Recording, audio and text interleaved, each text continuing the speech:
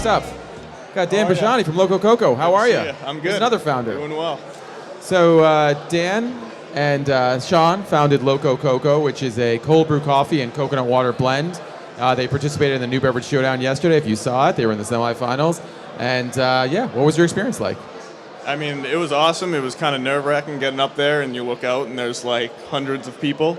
But I mean, it was a really good experience because we've only been around for 6 months or so. So just to be able to work on your pitch, and then, I mean, that'll be valuable like in the future.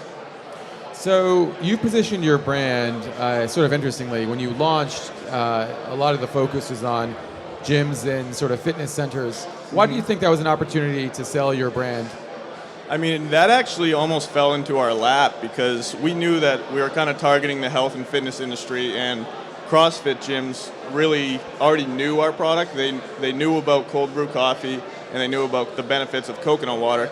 Like pretty much everyone in CrossFit gyms drinks coconut water. So we went to a couple of events, and we didn't even expect to really sell bottles, maybe a couple, but we just wanted to get the product out there and give out samples. And we like sold out before the competition was over. We went through like 50 bottles in 2 hours. And then all these members were coming up to us like, oh, I want to tell my coach about this. I want to tell the owner of my gym about this. And so we would just get inundated with emails like, hey, one of my members was at this CrossFit event and they really liked your product. Can you bring it to our gym? So basically just word of mouth got out, and we were just all of a sudden spreading out into these gyms.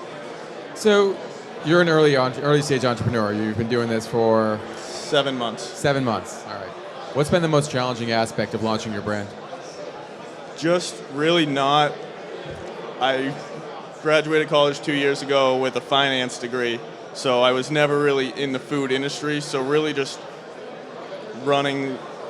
basically learning as we go, which is a blessing and a curse. But I mean, I'm really enjoying it, and yeah. You know, I'm really curious about this because you have an idea. How do you make your idea a reality? How do you go from concept to market? And that's always the question that we try to answer with our beverage school events. But, you know, what was your process like? It was really when we first started, because as we said in our pitch a little bit, we were looking for something healthier that we could just grab in the morning. That we didn't really like the cold brews that were available just because they were too bold and strong. Energy drinks aren't very good for you, and we wanted something convenient.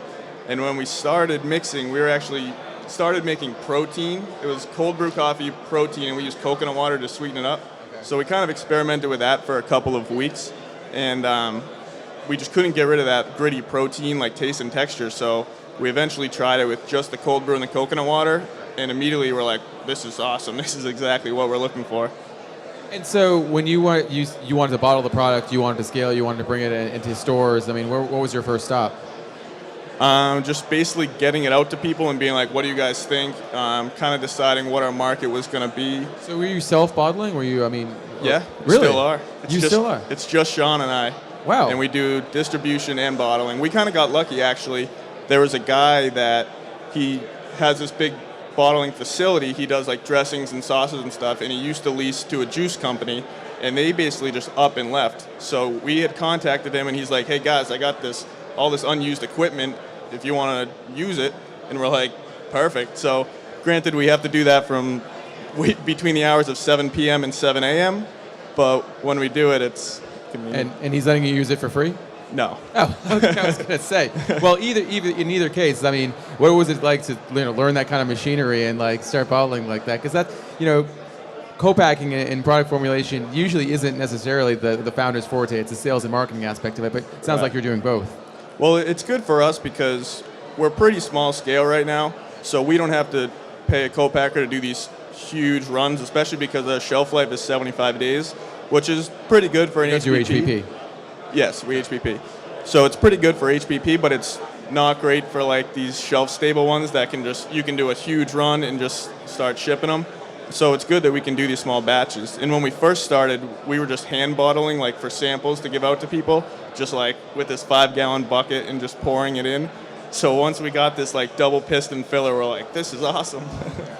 Well, if you're here in the audience or listening watching on the screens, and you see some Loco Coco in the sampling bar, you should go try it. Some really great stuff. And Absolutely. You guys are based in the Boston area, so you got to come by and see us again soon. Absolutely. I'll be by soon. Outstanding. Thanks so much, Dan. Thank you. All right.